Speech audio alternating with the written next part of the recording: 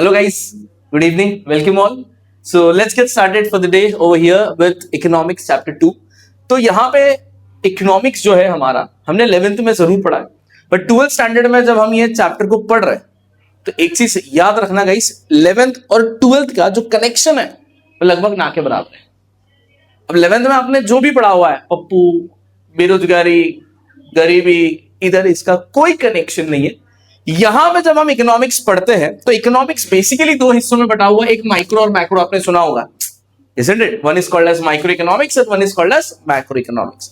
अब ये micro macro के अंदर का पढ़, ये सारे चैप्टर 1 पे लिखा, मतलब स्टार्टिंग के दिन में चैप्टर 1 को लेके क्यों स्ट्रेस करना है यार, क्यों तकलीफ देना। तो वो पर्सपेक्टिव को हटा के मैं यहां पे आज एक बड़ा इंटरेस्टिंग चैप्टर है मालिक सर, अपने रिलेटेड चैप्टर है सर, जहां पे बहुत बातें होगी सर, है कि नहीं। चैप्टर पढ़ाते पढ़ाते सर जबान पर लाल टपकेगा सर। ऐसे ऐसे एग्जाम्पल्स, ऐसे ऐसे थ्योरीज हम पढ़ेंगे, लगभग ऑन एन एवरेज चैप्टर 7 से 8 मार्क के वेटेज को कवर करेगा। The most important chapters for 12th standard. Okay, तो शुरू करने से पहले नाम याद कर लेते सर, क्या किसके बारे में है। This is related to utility analysis. ए भाई लोग, क्या ये शब्द सुना आपने सर कभी, यूटिलिटी? हाँ बोल रहे, ना बोल रहे, नहीं बोल रहे, अच्छा ठीक है, आपने सुना। 11th स्टैंडर्ड में ये टर्म था मालिक, 11th स्टैंडर्ड में फर्स्ट चैप्टर में आपने ये टर्म को पढ़ा हुआ है जिसका नाम है यूटिलिटी। क्या होता है भाई utility? What do we mean by utility guys? सुना तो है या एनीथिंग दैट यू रिमेंबर? खान पीन, या अग्रीड, खाने पीने से। ओके, जरूरी नहीं ओनली इन खाने पीने की बात है। तो लेट्स ट्राई, पहले मैं लिख दूं, उसका मीनिंग लिख देता हूं, फिर डिस्कशन करते हैं क्या है utility. Let's do it.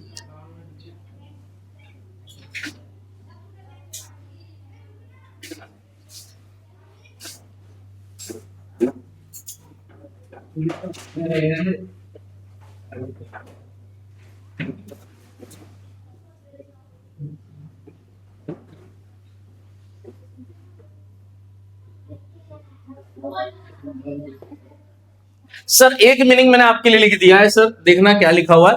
Utility is the capacity of a commodity to satisfy human want. और दूसरा मीनिंग यहां पे मैं लिखने जा रहा हूं, हार्ड वाला, वांट सैटिस्फाई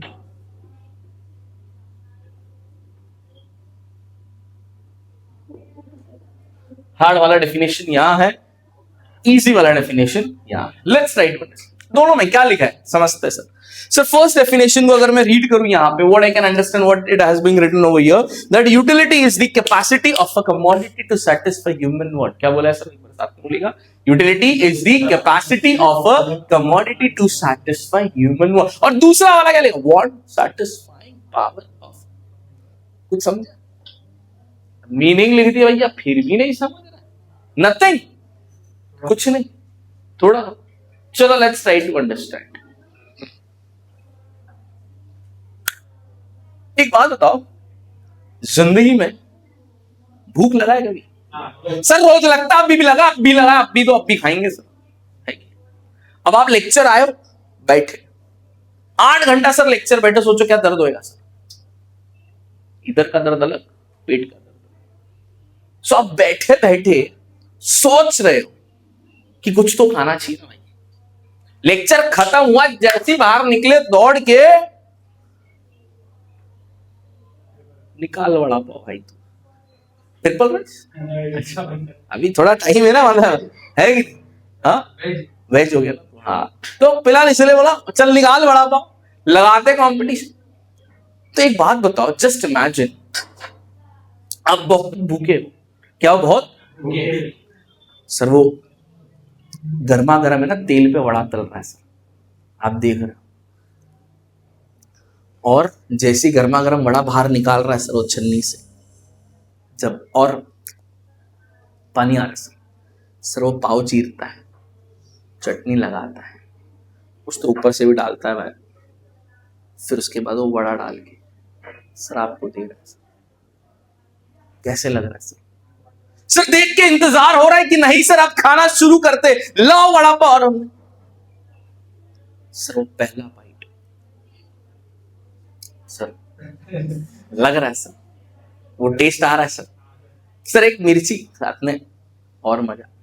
तो एक बात बताओ, क्या वो वड़ा पाव खाने से आपका पेट भरेगा? हाँ, एक से नहीं भरेगा, शायद 2 3 4 5 6 जितना चाहिए भाई खा लियो, कोई दिक्कत नहीं है। बजट की कमी है क्या भाई? सो मतलब एक बात बताओ, क्या आपने यहां बैठे बैठे सर उस वड़ा पाव के बारे में सोचा कि, और सोचा तो सोचा, क्या आपके उस वड़ा पाव में इतना ताकत था क्या कि वो आपकी वांट को सेटिस्फाई कर सकता है? यहां जरा क्या लिखा है पढ़ते, utility is the capacity. Sir commodity क्या था? वड़ा पाव। क्या उसमें इतनी ताकत है ना सर कि वो मेरा वांट, तो आपको क्या मिलेगा? यूटिलिटी। समझा क्या मालिक? शॉर्ट में क्या लिखा है? वांट सैटिस्फाइंग पावर ऑफ अ, एक ऐसी कमोडिटी जिसमें इतनी ताकत हो जो मेरा वांट सेटिस्फाई कर सकता है, अगर तो वो क्या है? यूटिलिटी। बोलना हाँ है ना? समझा क्या? श्योर?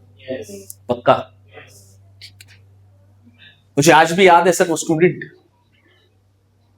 वो एग्जाम के लिए जा रहा था सर, एग्जाम जा रहा था, कहीं ना कहीं मैं उससे बोला चल छोड़ देता हूं सेंटर तक। वो एग्जाम के लिए निकला, बीच रास्ते में उसने ओ नो शिट ऐसा, मैं बोला भाई क्या हो गया, कुछ चुभा क्या भाई? कुछ चुभ गया, तकलीफ हुआ तो बताओ भाई। बोले सर मैं भूल गया। बोला क्या आंसर? मैं भी भूल जाता। अरे आंसर नहीं सर, कुछ ऐसा चीज जो बहुत जरूरी है सर, एग्जाम में उसके बिना मैं बैठ नहीं सकता। ऐसा क्या भूल गया भाई? तो उसने कहा सर एग्जाम लिखने के लिए मुझे क्या चाहिए? पेन। पेन चाहिए। तो पेन क्या कमोडिटी है? Yes sir. वो पेन होने से क्या वो अपने दिल की, सॉरी दिमाग की सारी बात, दिल की तो बाद में लिखेगा उस पन्नों में, तब जाके टीचर वो पन्ना चेक करेगी, उसको मार्क्स मिलेगा, अच्छे अच्छे मार्क्स आएंगे, 100 में से 99 मार्क्स आएंगे, तो वो टॉपर कहलाएगा। तो वो कब पॉसिबल है? जब वो पेन होगा। सो कहना ही से वो पेन उसका क्या हो गया सर? उसका वांट क्या है सर? क्या करने जा रहा था वो? एग्जाम, परीक्षा लिखने जा रहा था। तो क्या उस पेन में उतनी ताकत है? क्या वो उसका एग्जाम का जो वांट है वो पूरा कर सकता है? बोलो ना हाँ या ना, यस और नो। तो उसको हम लोग क्या बोलते हैं? यूटिलिटी। क्या बोलते हैं? यूटिलिटी। एक बार वापस से बोलना sir, what is utility sir? Utility is the capacity of a commodity to satisfy human want और want satisfying power of a commodity. Yes और no? Clear? Sure? Introduction clear है सबको? श्योर? लिख सकते हैं sir. Action on utility is completed. Great. Now it's time to study a very important answer. बहुत ही ज्यादा important answer हम यहां पे पढ़ने जा रहे हैं मेरे दोस्तों। आंसर का नाम है फीचर्स ऑफ यूटिलिटी। वापस से बताना, what is utility? Utility is the capacity of a commodity to satisfy human want. दूसरा क्या पढ़ा? Want satisfying power of a commodity. मतलब भूख लगा तो अगर मैंने वड़ा पाव के बारे में सोचा तो वो क्या है? यूटिलिटी। एग्जाम लिखना है, पेन के बारे में सोचा तो वो क्या है? यूटिलिटी। पेन कमोडिटी है बट वो क्या है? यूटिलिटी। अगर मुझे यहां से कहीं स्टेशन जाना है तो मुझे क्या पकड़ना पड़ेगा? ऑटो वाले भाया चाहिए। भाया मतलब ऑटो चाहिए जिसमें भाया चला के हमको पहुंचा सके, तो वो क्या है? यूटिलिटी। जब भी किसी भी चीज का वांट आता है और वो कमोडिटी से मेरा वांट सैटिस्फाई होता है, उसको हम क्या बोलेंगे? यूटिलिटी। क्लियर है दोस्तों? Let's start with the very first concept. क्या नाम है? Relative concept. क्या नाम है ब्यूटीफुल? Relative concept. क्या नाम है गाइस? Relative concept. एक बात बताइए, ये जो सीजन चल रहा है मालिक, ये ठंडी वाला सीजन है गर्मी वाला सीजन? मिक्स है। अपने को तो हॉट ही लग रहा है सर, है कि नहीं? तो ऐसे गर्मी वाले सीजन में आप क्या पहनना पसंद करेंगे? T shirt. कपड़े तो पहनने हैं सर, कपड़े तो पहनने हैं, बट वो वुलन वाले कपड़े या कॉटन वाले कपड़े? कॉटन कपड़े। ठीक है। अगर ये ठंडी का सीजन होता तो वुलन। एक सेकेंड, आप हो वही, बट समझे? समझे? अच्छा एक सेकेंड सर, अगर अभी आप शिमला घूमने जाओगे तो वहां गर्मी होगी ठंडी होगी? वाह ग्रेट, ठंडी। तो ठंडी में आप क्या पहनोगे? कॉटन या फुल? समझे?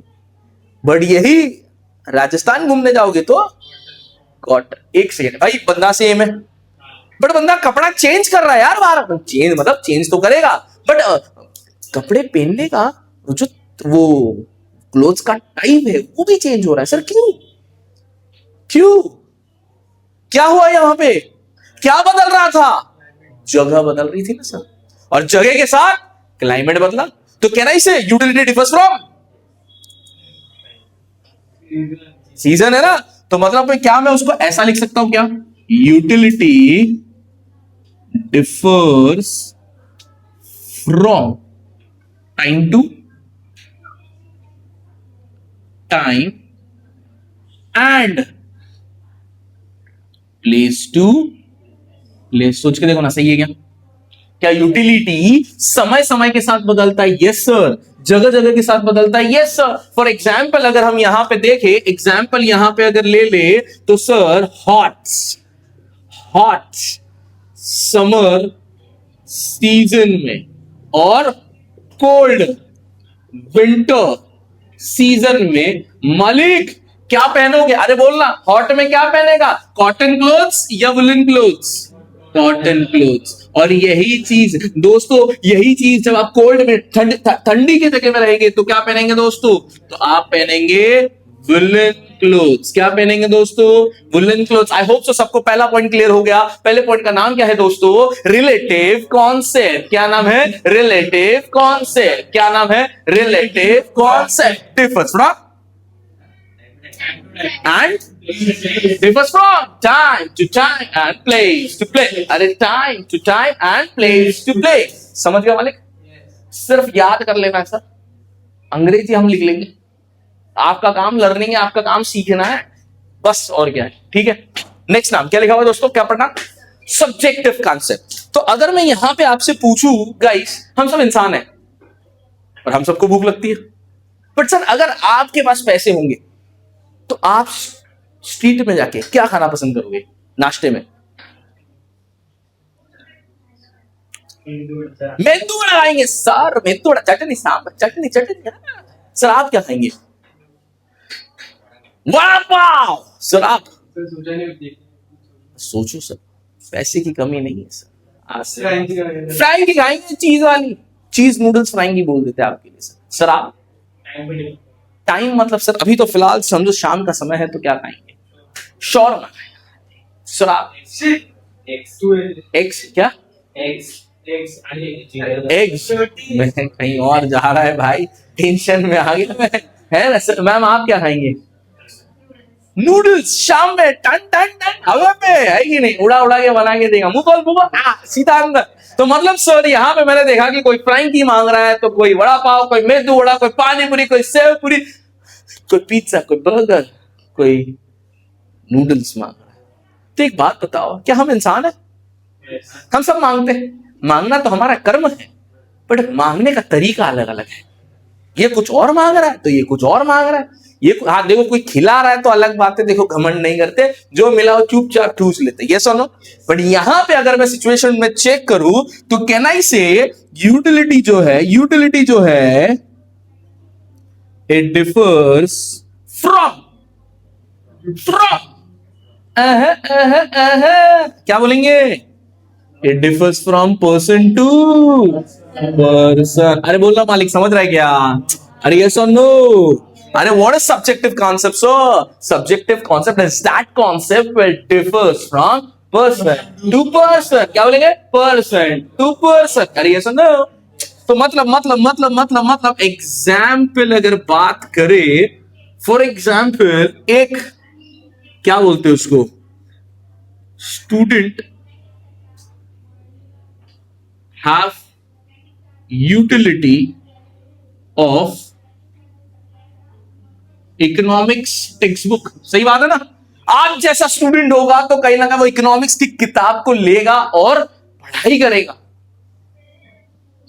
है कि नहीं?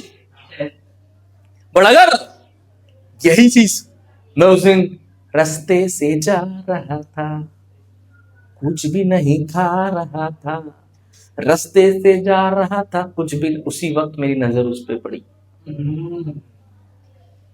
उस गार्डन के बाहर पहली बार उसे देखा, पहली बार। और दूर से देखा तो देखा लोगों ने घेर रखा हुआ है। मैं बोला ऐसा क्या हो रहा है, मैं भी देखना चाहता हूं। तो मैं दौड़ के गया, वहां जाके मैंने देखा जिस इकोनॉमिक्स की किताब से मैं पढ़ाई कर रहा था,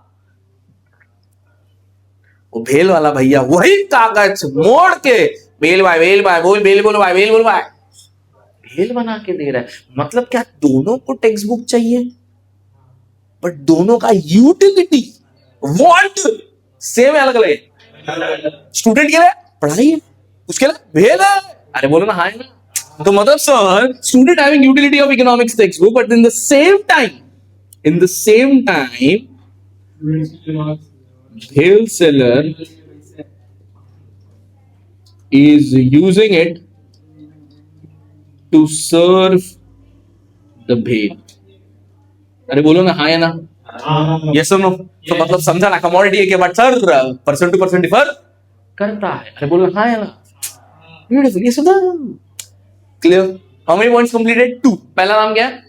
रिलेटिव कॉन्सेप्ट का मतलब time to time, place to place. दूसरा point subjective concept, differs from person to person.